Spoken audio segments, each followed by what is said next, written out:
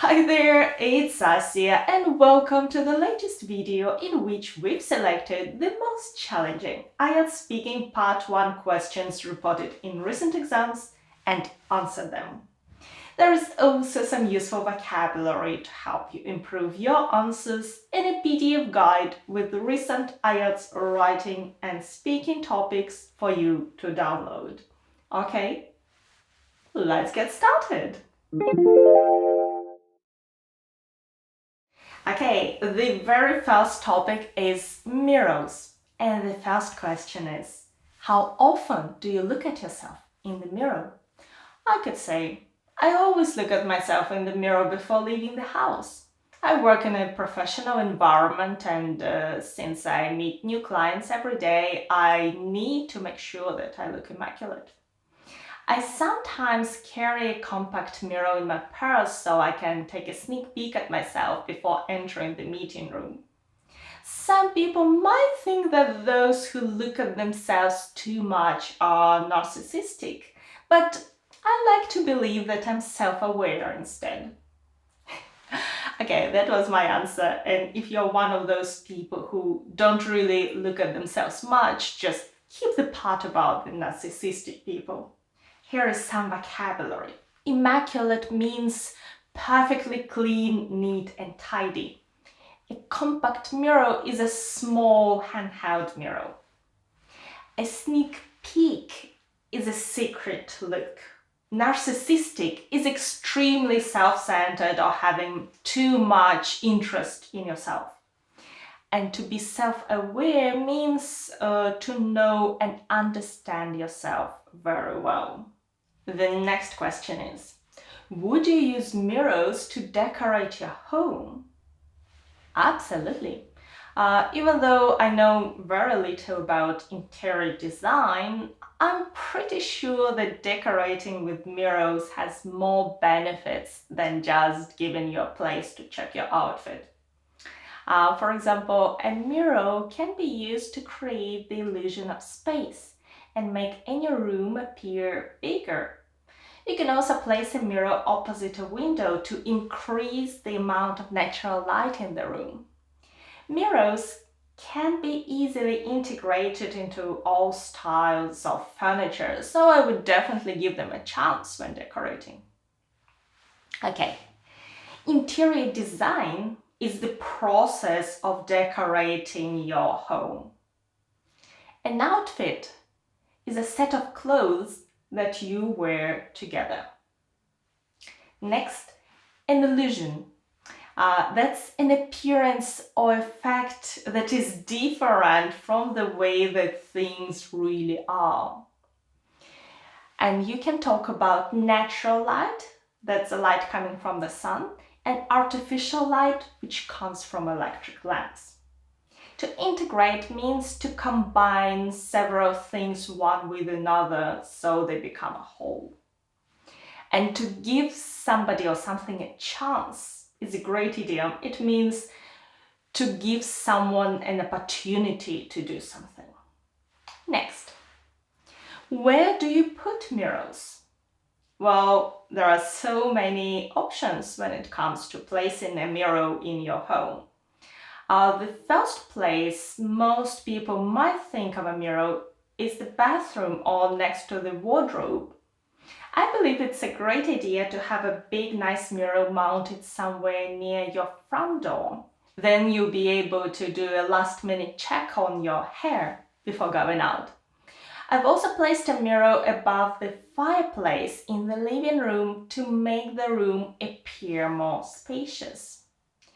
I've seen people place mirrors on the ceiling, which I think is pretty bizarre. To mount is to fix something to the wall, and bizarre is very strange or unusual. And the next topic is headphones. The first question is, how often do you use headphones? I pretty much use headphones every day. I use them not only for listening to audiobooks and music, but to work too. We often have conference calls, so I use the ones with the built-in microphone. I also have a pair of noise-canceling headphones I put on when I want to cut down on the background noise and focus on my work. I sometimes wear them to survive the long commute to work. Here is the vocabulary. A conference call is a work call that involves at least 3 people. And the built-in microphone is when you have your earphones with the mic in. To cut down is to use less of something. When you're talking about background noise, you mean all the noise around you which is not coming from one particular source. And a commute is the same journey you take regularly between work and home. Next. What types of headphones do you use? Well, I very much covered this question, so let me add a little. I just bought wireless headphones and I absolutely love them. Although they are a bit pricey, they are worth every penny. They are convenient because I'm free to move around without having to worry about the cords and tangled wires.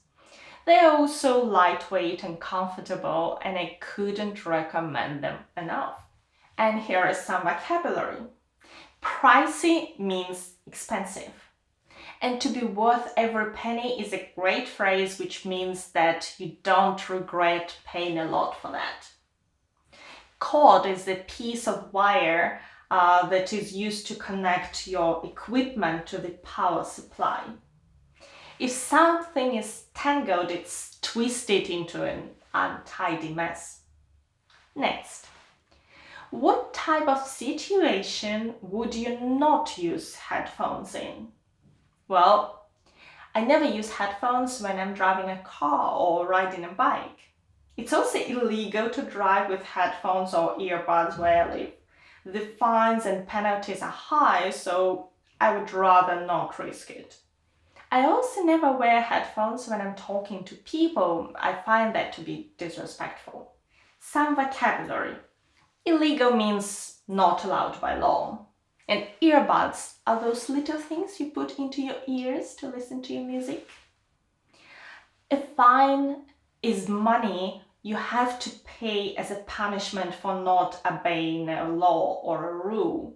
And a penalty is a punishment for doing something against the law. Disrespectful means lacking respect or care. The next topic is pets and animals more generally. And the first question is, what is your favorite animal? I love elephants. They're one of the most intelligent animals, and they are also known to be very sensitive and caring. Elephants can develop deep social bonds. If a baby elephant cries, the entire herd will get together to touch the baby to help it calm down. They are also pretty unique. No other animal has such a long trunk and large floppy ears. Okay, the vocabulary. Sensitive means easily upset by things others say or do. A bond is a connection. And a herd is a large group of animals that get together. If something is unique, it's one of a kind.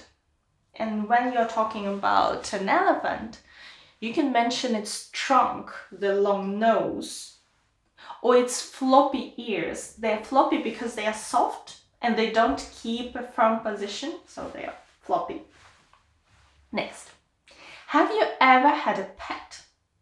Of course, I love animals. It might sound strange, but I have a cat and a dog that get along very well.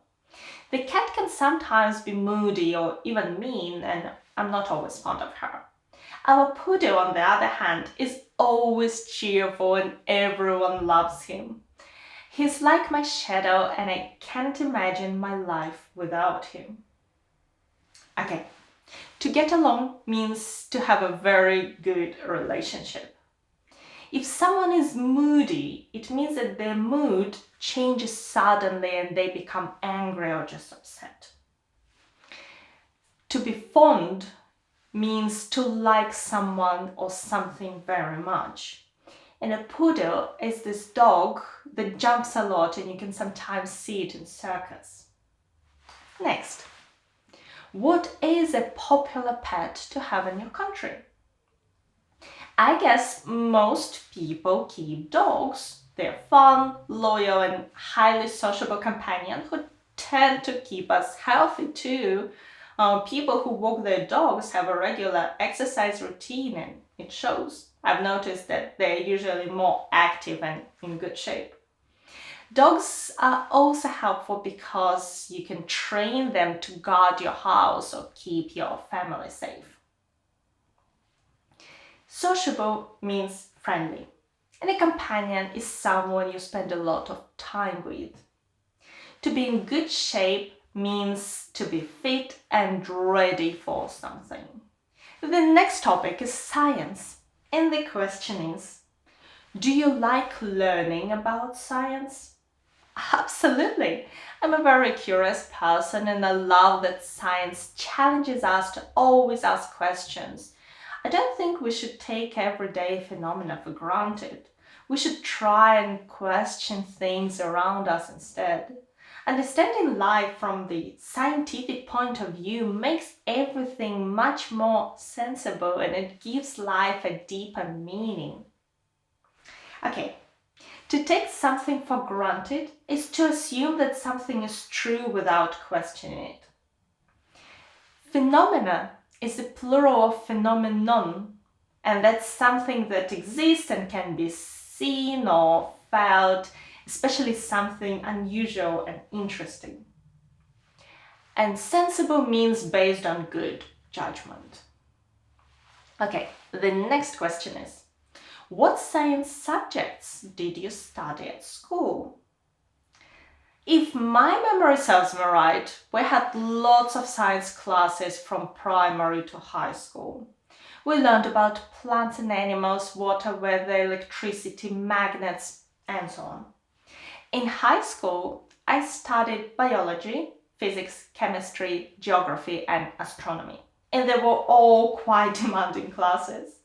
I always found astronomy the most intriguing because I've always been interested in space and loved stargazing. Okay, if something is intriguing, it means it's very interesting because it's unusual or mysterious. And stargazing is looking up at the stars as a hobby. The next question is, do you think science classes are important? Well, I guess it depends on each person's interests and way of life. When it comes to me, I believe that science helps us gain a better understanding of the world around us. It's interesting because the more we know, the more we know we don't know. And as a result, learning is a never-ending process and I love being part of it. On the other hand, some people prefer to specialize in a certain field, such as literature or arts, which is fine, each to their own. Okay, never-ending is a nice adjective which means that something never ends. Each to their own or to each their own is a phrase used to say that everyone likes different things. These are the latest complex topics reported on IELTS Speaking Part 1. But many topics are used over and over again, such as wearing shoes or jeans, writing with a pen or pencil, barbecues, trees, and we've covered all of these topics in the previous videos. You can download the PDF guide with recent IELTS speaking and writing topics on our Telegram channel if you follow the link in the description. And for more IELTS speaking topics and sample answers, please watch these videos here. Thank you so much for watching me today. Good luck with your preparation and your exam. Bye!